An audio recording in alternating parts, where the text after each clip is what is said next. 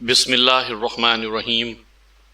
سامعین کرام، آپ سن رہے ہیں انسپیکٹر نواز خان سیریز کے سلسلے کی ایک اردو کہانی پہلوان پٹھا اور مریدنی۔ مجھے امید ہے آپ کو میری یہ کاوش پسند آئے گی۔ آپ نے اگر ابھی تک میرا چینل کہانی گھر سبسکرائب نہیں کیا تو ابھی میرے چینل کو سبسکرائب کر کے بیل نوٹیفیکیشن آن کر لیجئے تاکہ آنے والی ہر نئی کہانی کی اطلاع بر وقت آپ تک پہنچ سکے۔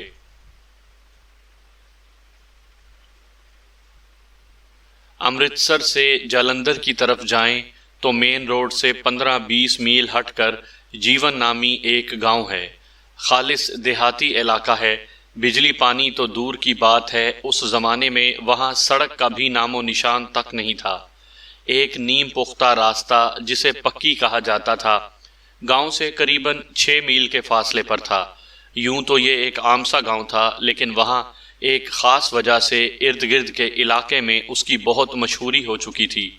یہ خاص وجہ دینو پہلوان تھا۔ دینو پہلوان جس شخص کا نام تھا وہ کوئی 6.5 فٹ اونچا تھا، شانوں کی چوڑائی 3 فٹ سے کچھ ہی کم ہوگی، رانوں جیسے بازو اور ستونوں جیسی رانیں، رنگ گندمی، گردن موٹی اور آنکھیں بے حد روشن، بڑا شاندار جسم تھا۔ دینو پہلوان کی عمر 32 برس کے قریب ہو چکی تھی، لیکن اس کی چمک دمک اب بھی چڑھتے سورج کی طرح تھی۔ پکی کے قریب ایک بہت بڑا اکھاڑا تھا۔ ہر 2-2.5 مہینے بعد یہاں ایک بڑا دنگل ہوتا تھا۔ ارد گرد کے دیہات سے چھوٹے بڑے پہلوان پہنچتے تھے، ڈگا بجتا تھا اور خوب زور آزمائی ہوتی تھی۔ مجھے جیون کے تھانے میں تعینات ہوئے 6 ماہ سے زیادہ نہیں ہوئے تھے، اور اس دوران میں پکی پر ہونے والے 3 دنگل دیکھ چکا تھا۔ پہلا دنگل تو میں اپنی مرضی سے دیکھنے چلا گیا تھا، پھر مجھے مجبوراً جانا پڑا تھا۔ علاقے کے ڈی سی صاحب کشتیوں کے شوقین تھے اور اکثر دنگل ملاحظہ کرنے آتے رہتے تھے۔ وہ بتائے بغیر چپکے سے آ جاتے تھے، لہٰذا ڈی ایس پی نے مجھے ہدایت کی تھی کہ میں دنگل کے موقع پر پکی پہنچ جایا کروں۔ 3 دفعہ دنگل دیکھنے کے بعد اب مجھے بھی کشتیوں میں مزہ آنے لگا تھا، اور چیدہ چیدہ پہلوانوں کے نام مجھے یاد ہو گئے تھے۔ اس کے علاوہ یہ بھی پتہ چل گیا تھا کہ کون کس کا پٹھا ہے، کس پہلوان کا تعلق کس دف سے ہے، اور کون کون سے خلیفے اس اکھاڑے میں معتبر سمجھے جاتے ہیں۔ اب یہ بات مجھ پر واضح ہو چکی تھی کہ دینو نہ صرف اس اکھاڑے کا بلکہ ارد گرد کے کئی اکھاڑوں کا مانا ہوا پہلوان ہے، اور چھوٹے موٹے تمام پہلوان اسے استاد کا درجہ دیتے ہیں۔ یوں تو دینو پہلوان کے کئی پٹھے تھے، لیکن ان میں شہباز بجلی نام کا ایک نوجوان زیادہ مشہور تھا۔ میں اسے دیکھنا چاہتا تھا، لیکن اتفاقاً ابھی تک اس سے ملاقات نہیں ہوئی تھی۔ انہی دنوں جب جیون کے گلی کوچوں میں ایک گرما گرم خبر گشت کرنے لگی، جدھر دیکھو یہی بات ہو رہی ہے، جس وقت دیکھو یہی موضوع چھڑا ہوا ہے، معلوم ہوا کہ ضلع جالندھر کے ایک اٹھتے ہوئے پہلوان وچن سنگھ نے دینو کو مقابلے کی دعوت دی ہے۔ پہلوانی زبان میں اسے مانگنا کہتے ہیں، یعنی وچن سنگھ نے دینو پہلوان کو مانگا ہے۔ دینو نے بھی یہ دعوت قبول کر لی تھی، اور اب فروری کے دوسرے ہفتے میں یہ کشتی پکی کے اکھاڑے میں ہونا تھی۔ کشتی ہونے میں ابھی 2 ماہ باقی تھے، لیکن دونوں پہلوانوں نے زور و شور سے تیاریاں شروع کر دیں۔ اس کے ساتھ عام لوگوں میں بھی جوش و خروش کی لہر دوڑنے لگی۔ دینو پہلوان ہر صبح گاؤں کے اکھاڑے میں زور کرتا۔ ایک دن صبح سویرے میں سیر کو نکلا تو اسے دیکھنے گیا۔ وہ اکیلا 3 پہلوانوں سے کشتی لڑ رہا تھا۔ تینوں بری طرح ہانپ چکے تھے، لیکن دینو تازہ دم دکھائی دے رہا تھا۔ بڑا شاندار جسم تھا اس کا۔ آدمی سوچنے پر مجبور ہو جاتا تھا کہ بھرپور جوانی میں وہ کیسا ہوگا۔ دینو کے مقابلے میں وچن سنگھ کم عمر تھا۔ اس کی عمر 22-23 سال بتائی جاتی تھی، یعنی وہ دینو سے قریباً 10 سال چھوٹا تھا۔ ایک طرح سے یہ تجربے اور شہ زوری کا مقابلہ تھا۔ وچن سنگھ کو دیکھنے والے بتاتے تھے کہ وہ فولادی بازوؤں والا ایک بے انتہا پھرتیلا پہلوان ہے۔ پھرتی اور طاقت نے مل کر اسے ناقابل شکست بنا دیا ہے، اور ابھی تک اس نے اکھاڑے میں ایک بھی شکست نہیں کھائی۔ وچن سنگھ کے 1-2 داؤ بڑے مشہور تھے۔ ان میں ایک داؤ یہ بھی تھا کہ وہ حریف کی گردن اپنے داہنے بازو میں کس لیتا تھا، اور اس وقت تک نہیں چھوڑتا تھا جب تک حریف بے دم نہیں ہو جاتا تھا۔ دھیرے دھیرے دونوں پہلوانوں کی تیاریاں عروج پر پہنچ گئیں اور اس کے ساتھ ہی لوگوں کا جوش و خروش بھی انتہا کو چھونے لگا۔ دونوں پہلوانوں کے حمایتی بڑے بڑے دعوے کرنے میں مصروف تھے۔ آخر خدا خدا کر کے مقابلے کا دن آن پہنچا۔ یہ اوپن ایئر مقابلہ تھا، نہ سٹیڈیم نہ کوئی ٹکٹ، کھلا اکھاڑا تھا اور تماشائیوں کا جم غفیر سینکڑوں ہی تماشائی تھے۔ لوگوں نے چھوٹے بچوں کو کندھوں پر چڑھا رکھا تھا۔ قریبی درختوں پر بے شمار افراد چڑھے ہوئے تھے۔ بڑے بڑے ڈھولوں پر ڈگا لگایا جا رہا تھا اور اکھاڑے کے منتظمین لوگوں کو بڑی بڑی قسمیں دے کر گھیرا کھلا کرنے کی تلقین کر رہے تھے۔ پہلے چھوٹے جوڑ ہوئے، لڑکوں اور نوخیز پہلوانوں نے اپنی اپنی طاقت کے جوہر دکھائے، پھر چند بڑے جوڑ ہوئے اور آخر میں دونوں نامی گرامی پہلوان میدان میں اترے۔ دیکھنے میں دونوں پہاڑ نظر آتے تھے، ایک تجربے اور فن کا نچوڑ، دوسرا طاقت اور ہوشیاری کا نمونہ۔ ڈپٹی کمشنر صاحب بنفس نفیس تماشائیوں میں موجود تھے۔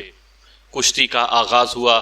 دونوں پہلوانوں نے ایک دوسرے کے جسم پر مٹی ملی، پھر ایک دوسرے کی گردن پر زوردار ہاتھ مارے۔ اسے کسوٹا مارنا کہتے ہیں۔ کسوٹے کا مقصد مقابل پہلوان کی طاقت کا اندازہ لگانا ہوتا تھا۔ کسوٹے کے بعد داؤ پیچ شروع ہوئے۔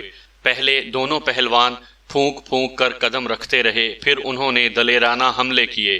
ایک مرتبہ وچن سنگھ نے دینو کو اٹھا کر پٹخا، 2 مرتبہ دینو نے اسے منہ کے بل گرایا۔ ہر بار تماشائیوں نے فلک شگاف نعرے لگائے۔ وچن سنگھ نے ابھی تک کسی اکھاڑے میں شکست نہیں کھائی تھی، لہٰذا بہت سے تماشائیوں کے دل میں یہ خواہش دبی ہوئی تھی کہ وہ وچن سنگھ کو کشتی ہارتے دیکھیں۔ خاص طور پر مسلمان تماشائی تو دل و جان سے دینو کی فتح کی دعائیں مانگ رہے تھے۔ کشتی شروع ہونے کے 10 منٹ بعد دینو نے اچانک وچن سنگھ کو آگے رکھ لیا اور اسے سینے کے زور سے زبردست رگڑے دینے لگا۔ دینو کے حمایتی شاوا جوانا اور یا علی کے نعرے بلند کرنے لگے۔ دینو نے مسلسل 10 منٹ تک وچن کو نیچے رکھا لیکن اسے چت نہ کر سکا، اور پھر اچانک وہ بات ہو گئی جس کی کسی نے توقع بھی نہیں کی تھی۔ اپنا دفاع کرتے کرتے وچن سنگھ اچانک بجلی کی طرح تڑپا۔ دینو اس کے اوپر سے ہوتا ہوا عین اکھاڑے کے وسط میں گرا اور اس کے ساتھ ہی اس کی گردن وچن کے آہنی شکنجے میں آ گئی۔ یہ وچن کی سب سے خطرناک پکڑ تھی۔ اکھاڑے کے کنارے بیٹھے تجربہ کار خلیفوں نے واہ واہ کے نعرے بلند کیے اور ان میں سے کچھ کے چہرے بری طرح لٹک گئے۔ گردن قابو میں آتے ہی دینو نے خود کو چھڑانے کے لیے زبردست کوشش کی۔ وہ وچن کو اٹھا کر کئی گز آگے لے گیا لیکن پھر نڈھال سا ہو کر گھٹنوں کے بل گر گیا۔ اگلے آدھ گھنٹے میں اس نے سر توڑ جدوجہد کی لیکن گردن چھڑانے میں کامیاب نہیں ہوا۔ اس کی حالت بڑی پتلی تھی، آنکھیں حلقوں سے باہر نکل رہی تھیں اور ہاتھ پاؤں ڈھیلے پڑتے جا رہے تھے۔ آخر وچن سنگھ نے بڑی پھرتی کے ساتھ دھوبی پٹکے جیسا ایک داؤ مارا اور دینو کو عین ڈی سی صاحب کے قدموں میں چت کر دیا۔ ذرا ہی دیر بعد وہ دینو کی چھاتی پر بیٹھا ست سری اکال کے نعرے لگا رہا تھا۔ اکھاڑے میں جیسے طوفان آ گیا۔ وچن کے حمایتوں نے ناچ ناچ کر آسمان سر پر اٹھا لیا۔ وچن کو پھولوں کے ہاروں سے لاد کر کندھوں پر چڑھایا گیا اور اکھاڑے کے چکر لگائے گئے۔ اس جیت پر مختلف زمینداروں کی طرف سے وچن سنگھ کو انعامات بھی دیے گئے، جن میں ڈی سی صاحب کا انعام مبلغ 500 روپیہ بھی شامل تھا۔ دینو کے لیے یہ دوہرا صدمہ تھا، ایک تو وہ کشتی ہارا، دوسرے اس کی گردن بھی ناکارہ ہو گئی۔ اس کی گردن پر زبردست چوٹ آئی تھی۔ نیم بے ہوشی کی حالت میں اسے امرتسر ہسپتال پہنچا دیا گیا۔ ڈاکٹروں نے بتایا فریکچر ہو گیا ہے۔ بروقت طبی امداد سے دینو پہلوان کی جان تو بچ گئی لیکن گردن دوبارہ سیدھی نہ ہو سکی۔ پورے 1 ماہ بعد جب وہ ہسپتال سے گاؤں واپس آیا تو اس وقت بھی اس کی گردن ایک طرف کو جھکی ہوئی تھی۔ انہی دنوں گاؤں میں ایک تازہ خبر گشت کرنے لگی۔ یہ خبر اتنی تیزی سے ابھری اور پھیلی کہ اگلے پچھلے تمام ریکارڈ ٹوٹ گئے۔ میں تھانے میں بیٹھا تھا کہ بلال شاہ لمبے لمبے ڈگ بھرتا میرے کمرے میں آیا، چہرہ جوش سے تمتما رہا تھا۔ کہنے لگا، کچھ سنا ہے آپ نے کیا ہوا؟ دینو پہلوان کا پٹھا شہباز پہلوان گاؤں واپس آ گیا ہے اور آتے ساتھ ہی اس نے وچن سنگھ کو چیلنج کر دیا ہے۔ بلال شاہ یہ خبر ایسی دلچسپی سے سنا رہا تھا جیسے وہ خود بھی کوئی خلیفہ رہا ہو اور وچن سنگھ کو ہرانا اس کی زندگی کا نصب العین ہو۔ میں نے کہا شاہ صاحب، ہم یہاں کشتیاں کرانے نہیں، امن و امان قائم رکھنے آئے ہوئے ہیں، لہٰذا آپ اس طرف زیادہ اتنا دھیان نہ دیں۔ وہ بولا خان صاحب، ماحول کا اثر تو بندے پر ہوتا ہی ہے نا، خود آپ پر بھی اثر ہوا ہے، کتنے دنگل دیکھ چکے ہیں آپ۔ میں نے کہا دنگل دیکھنا میری ڈیوٹی میں آ گیا ہے، اس لیے چلا جاتا ہوں، لیکن تمہاری کون سی ڈیوٹی لگی ہوئی ہے وہاں؟ میں نے تو یہ بھی سنا ہے کہ تم ایک نوجوان پہلوان کو اپنا پٹھا بتا رہے ہو اور کہتے پھرتے ہو کہ تم اسے دنگل لڑاؤ گے۔ وہ شرمسار سا ہو گیا، ہنس کر کہنے لگا، جی نہیں، ایسی تو کوئی بات نہیں، میں خلیفہ بن کر کیا کروں گا؟ وہ تو ویسے ہی کرمو جٹ کے لڑکے کے ساتھ ہنسی مذاق ہے، میں اسے مذاق میں اپنا پٹھا کہتا ہوں۔ میں نے موضوع بدلتے ہوئے کہا، یہ شہباز پہلوان وہی ہے نا جسے دینو کا سب سے لائق شاگرد کہا جاتا ہے؟ ہاں جی، بلال شاہ نے اقرار میں سر ہلایا، بڑا سونا جوان ہے جی، قد کاٹ بھی بالکل اپنے استاد جیسا ہے، رتی بھر فرق نہیں، 6.5 فٹ سے کم قد کا نہیں ہوگا، اور چھاتی تو جیسے لاہور قلعے کی دیوار ہے۔ اس وقت بڑے غصے میں ہے وہ، کہتا ہے جب تک استاد کی شکست کا بدلہ نہیں لوں گا چین سے نہیں بیٹھوں گا۔ آج صبح میں نے اسے گاؤں کے اکھاڑے میں زور کرتے دیکھا ہے، بندے کو یوں اچھال کر پھینک دیتا ہے جیسے سنترے کا چھلکا ہو۔ میرے سامنے اس نے 4 پہلوانوں سے کشتی لڑی ہے، مگر مجال ہے کہ پیروں کے علاوہ کہیں اکھاڑے کی مٹی لگی ہو اسے۔ بلال شاہ شہباز پہلوان کی تعریفوں کے پل باندھ رہا تھا۔ میں نے اس سے پوچھا، یہ شہباز اب تک تھا کہاں؟ بلال شاہ بولا، کچھ پتہ نہیں جی، سنا ہے کہ استاد دینو پہلوان کسی بات سے اس پر ناراض تھا، ان میں تلخ کلامی بھی ہوئی تھی، پھر شہباز گاؤں سے غائب ہو گیا۔ پچھلے 6-7 ماہ میں اس نے کوئی خاص کشتی بھی نہیں لڑی۔ بلال شاہ نے جو اطلاع دی تھی وہ حرف بحرف درست نکلی۔ شہباز پہلوان نہ صرف گاؤں واپس آ چکا تھا بلکہ آتے ساتھ ہی اس نے وچن سنگھ جالندھر والے کو مقابلے کی دعوت بھی دے ڈالی تھی۔ وچن سنگھ نے دعوت قبول کر لی تھی اور ٹھیک 1 ماہ بعد پکی کے اکھاڑے میں کشتی ہونا طے پائی تھی۔ کشتی کی تاریخ طے ہوتے ہی دونوں پہلوان تیاریوں میں جٹ گئے۔ لوگوں کا جوش و خروش اس دفعہ دوگنا تھا۔ ہر طرف یہ خبر پھیل گئی کہ شہباز پہلوان اپنے استاد دینو کی گردن توڑنے والے وچن سنگھ سے مقابلہ کرے گا۔ دونوں پہلوان ہر طرح جوڑ کے تھے۔ وچن سنگھ کی عمر 23 سال اور شہباز کی عمر قریباً 24 سال تھی۔ وزن بھی قریباً برابر ہی تھا۔ ہاں، شہباز نکلتے قد اور متوازن جسم کا مالک تھا، جبکہ وچن سنگھ گھٹے ہوئے جسم کا اور چوڑا چکلا تھا۔ وچن کے بازوؤں میں فولاد کی سی قوت تھی اور اس کے شکنجے میں آئی ہوئی گردن لیمو کی طرح نچڑ جاتی تھی۔ دوسری طرف شہباز بھی حوصلے کا پہاڑ تھا، اسے شہباز بجلی بھی کہا جاتا تھا۔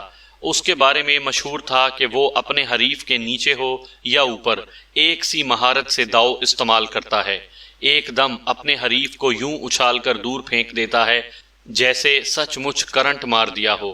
میں نے 1-2 مشہور خلیفوں سے اس کے بارے میں سنا تھا، ان کا کہنا تھا کہ اگر یہ پہلوان لنگوٹ کا پکا رہے اور اپنا ریاض جاری رکھے تو عنقریب پورے پنجاب میں اس کی ٹکر کا کوئی پہلوان نہیں ملے گا۔ مقابلے کے روز اکھاڑے میں دور دور تک لوگ نظر آ رہے تھے۔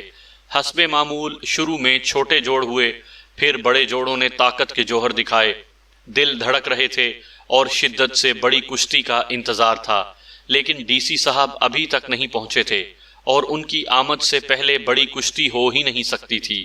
اسی کشمکش میں 5:30 بج گئے۔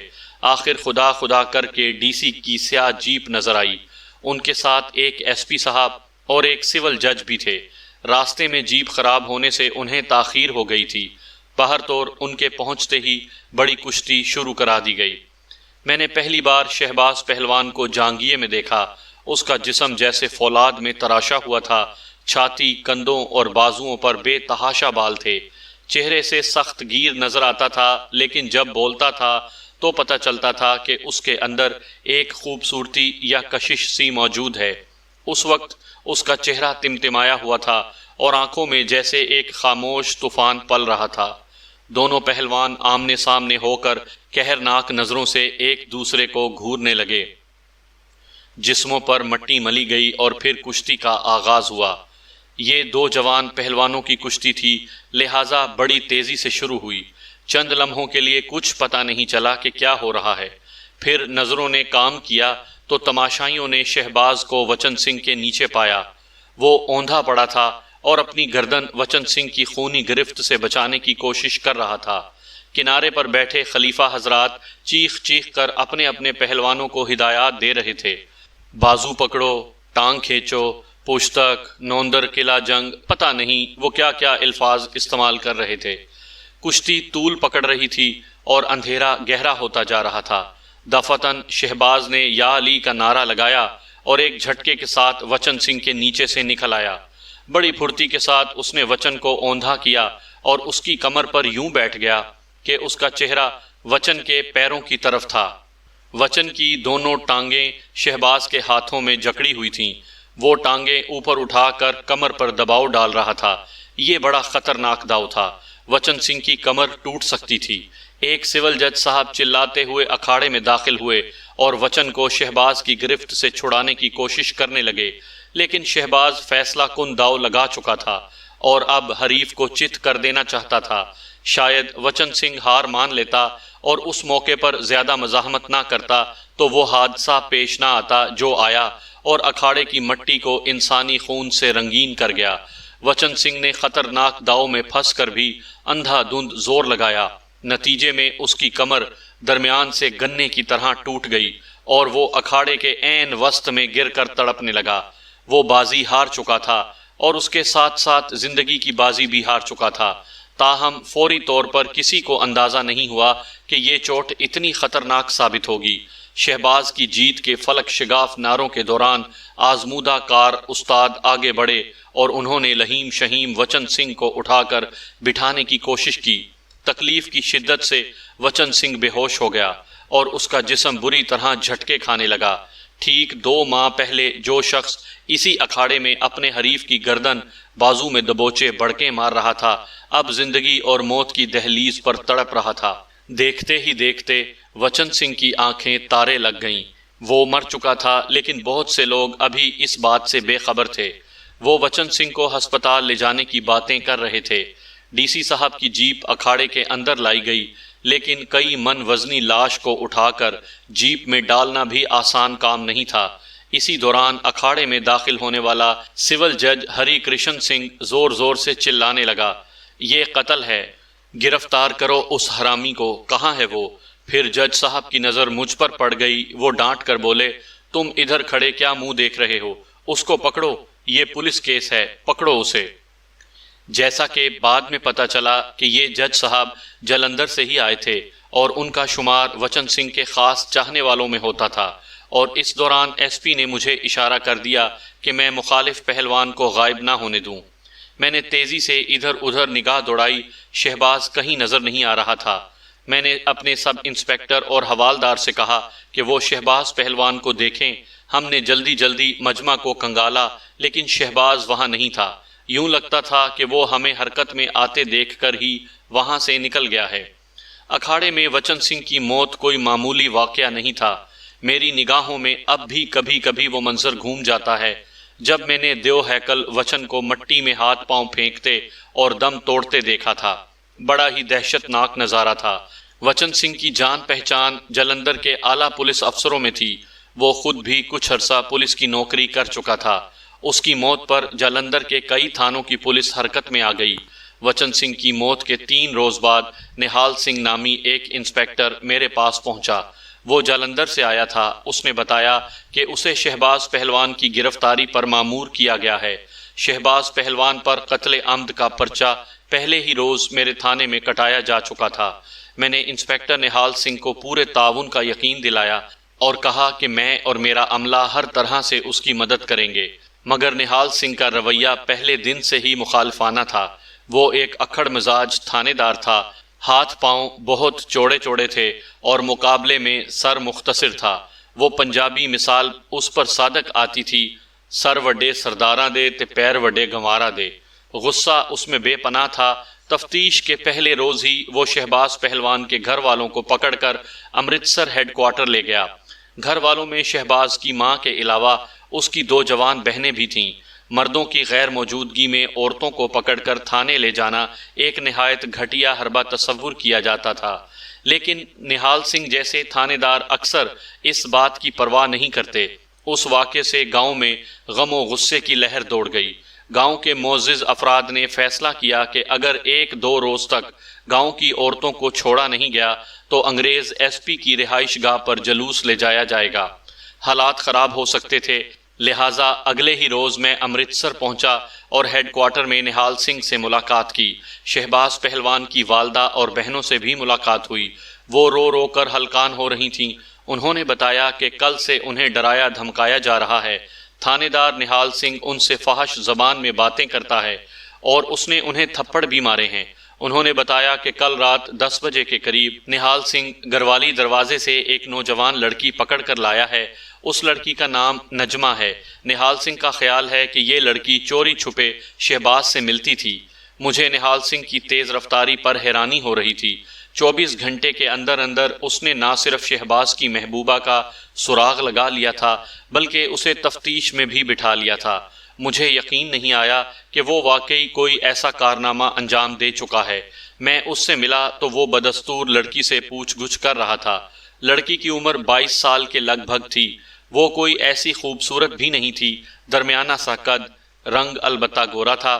وہ ایک نرسنگ کالج میں پڑھتی تھی اور کالج ہی کے ہاسٹل میں رہتی تھی۔ نہال سنگھ کا خیال تھا کہ وہ شہباز پہلوان سے ملتی ہے اور دونوں میں ناجائز تعلقات قائم ہیں۔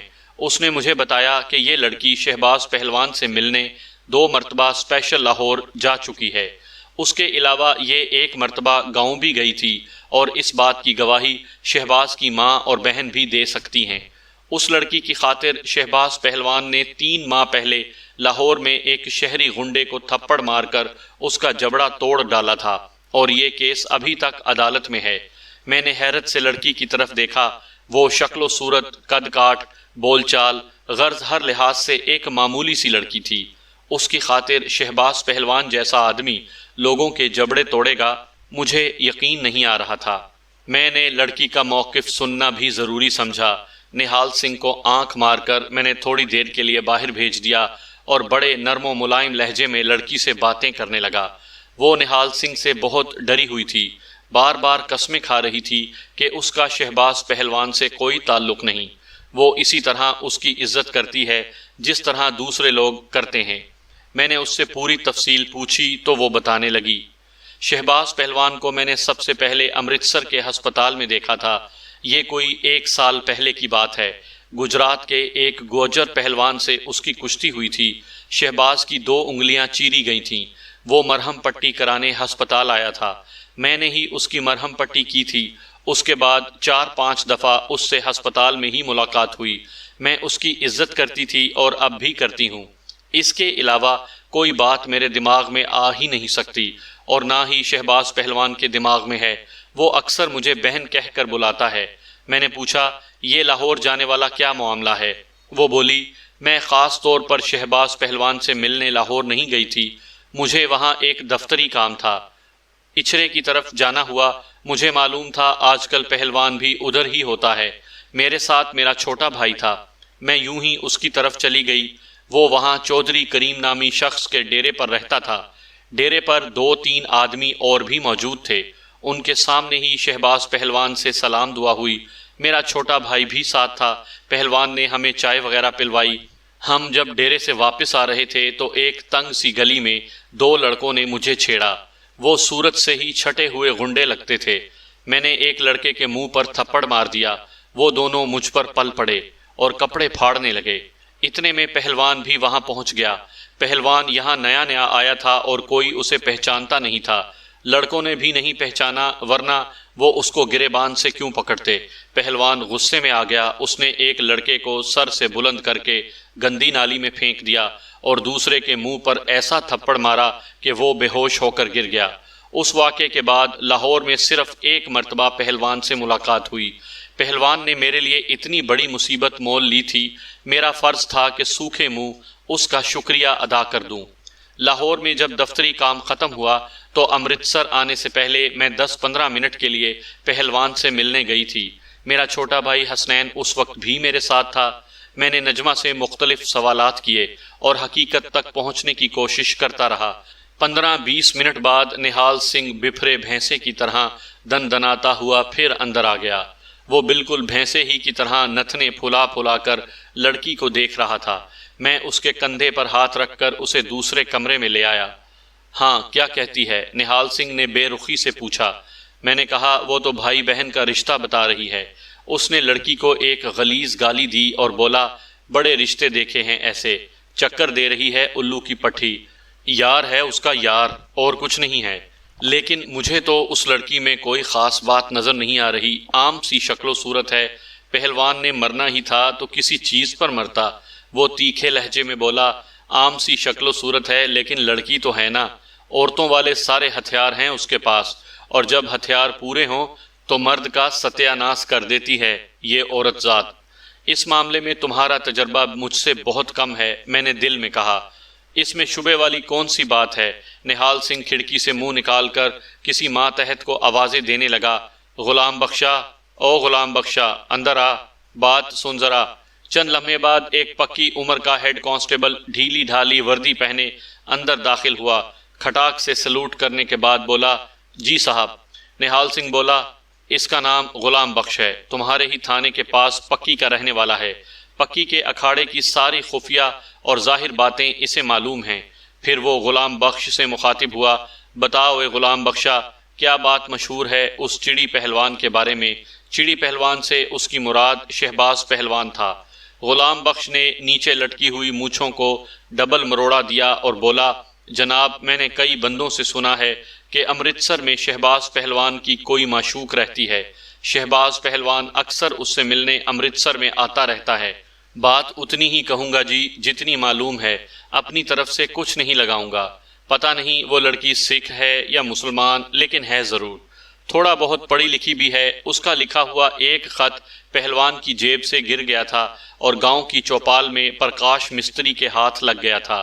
پرکاش مستری نے ابھی 1-2 سطریں ہی پڑھی تھیں کہ پہلوان کو پتہ چل گیا۔ پہلوان نے خط چھین کر بڑے زور کا گھونسا پرکاش کو مارا تھا۔ وہ گھونسا کھا کر پرکاش کئی روز خون کی الٹیاں کرتا رہا تھا۔ ٹھیک ہوا تو گاؤں سے ایسا غائب ہوا کہ اب تک کسی کو نظر نہیں آیا۔ میں نے پوچھا، تمہارا کیا خیال ہے، کیا یہ نجمہ نامی لڑکی اس کی معشوقہ ہو سکتی ہے؟ وہ بولا، جی غائب کا علم تو خدا ہی جانتا ہے، بہرحال یہ کڑی بھی پڑھی لکھی ہے، امرتسر کی رہنے والی ہے اور پہلوان سے لاہور جا جا کر ملتی بھی رہی ہے۔ یہ جس کالج میں پڑھتی ہے وہاں کی لڑکیاں بڑی تیز ترار ہیں، اللہ معافی دے جی، کچھ بھی کر سکتی ہیں۔ میں نے کہہ سن کر بڑی مشکل سے نجمہ نامی اس لڑکی کی جان انسپکٹر نہال سنگھ سے چھڑائی اور اسے واپس نرسنگ کالج کے ہاسٹل میں بھجوا دیا۔ تاہم انسپکٹر نہال سنگھ پہلوان کی والدہ اور بڑی بہن کو چھوڑنے پر رضامند نہیں ہوا۔ اس کا کہنا تھا کہ پہلوان مفرور ہے، ماں بہن کی مصیبت کا سن کر ہو سکتا ہے وہ اپنی گرفتاری دے دے۔ اس نے وعدہ کیا کہ پہلوان کی والدہ اور بہن کو پولیس ہیڈ کوارٹر میں کانٹا چبھنے کی تکلیف بھی نہیں ہوگی۔ میں پہلوان کی چھوٹی بہن کو لے کر گاؤں میں واپس آ گیا۔ لوگ کافی برہم تھے۔ انہوں نے گاؤں کے نمبردار، ماسٹر، پٹواری سمیت چند معزز افراد کو بلایا اور ان سے کہا کہ وہ لوگوں کو پرامن رہنے کی تلقین کریں۔ مظاہرے کرنے یا شور شرابے سے معاملہ سدھرنے کے بجائے بگڑے گا۔ شہباز کی والدہ اور بڑی شادی شدہ بہن پولیس ہیڈ کوارٹر میں ایس پی صاحب کی زیر نگرانی ہیں اور ان سے کوئی ناروا سلوک نہیں کیا گیا۔ تیسرے چوتھے روز مجھے ایک اہم خبر ملی اور میری پریشانی نقطۂ عروج پر پہنچ گئی۔ امرتسر ہیڈ کوارٹر سے آنے والے ایک محرر کی زبانی مجھے پتا چلا کہ انسپکٹر نہال سنگھ کو شہباز پہلوان کا کھوج ملا ہے۔ اس کے مخبروں نے اسے بتایا ہے کہ پہلوان اپنے ایک دوست کے پاس کپور تھلہ میں ٹھہرا ہوا ہے۔ اب انسپکٹر نہال ایک چھاپا مار پارٹی کے ساتھ کپور تھلہ روانہ ہو رہا ہے اور پہلوان کی ماں بہن کو بھی ساتھ لے کر جا رہا ہے۔ بڑی خطرناک صورتحال تھی۔ مجھے لگ رہا تھا کہ نہال سنگھ کی جلد بازی سے معاملہ بہت بگڑ جائے گا۔ نہال سنگھ ناک کی سیدھ میں چلنے والا شخص تھا۔ اس کی تفتیش کے طریقے وہی گھسے پٹے پرانے تھے۔ اس نے پہلوان کی فوری گرفتاری کو اپنی انا کا مسئلہ بنا رکھا تھا اور وہ کامیابی کے لیے ہر قانونی اور غیر قانونی ہتھ کنڈا استعمال کرنے کے لیے تیار تھا۔ اب اس سے بڑھ کر غیر قانونی ہتھ کنڈا اور کیا ہوگا کہ وہ پہلوان کو گرفتار کرنے کی مہم پر اس کی ماں اور بہن کو چارے کے طور پر استعمال کر رہا تھا۔ محرر واپس امرتسر جا رہا تھا۔ میں نے جلدی نہال سنگھ کے لیے ایک خط لکھا اور محرر کے حوالے کر دیا۔ اس خط میں نے محتاط لفظوں میں نہال سنگھ کو سمجھانے کی کوشش کی تھی اور لکھا تھا کہ وہ اپنی اور ملزم کی جان خطرے میں نہ ڈالے۔ اگر پہلوان کا کھوج لگ گیا ہے تو ہم حکمت سے اسے پکڑنے کی کوشش کرتے ہیں۔ وہ کوئی ہوشیار وارداتیا نہیں جو ہمیں جل دے کر نکل جائے گا۔ سیدھا سادہ بندہ ہے، اسے ایک گولی چلائے بغیر بھی قابو کیا جا سکتا ہے۔ میں نے خط میں یہ بھی لکھا کہ میں شام سے پہلے امرتسر پہنچ جاؤں گا اور ہم اکٹھے کپور تھلہ چلیں گے۔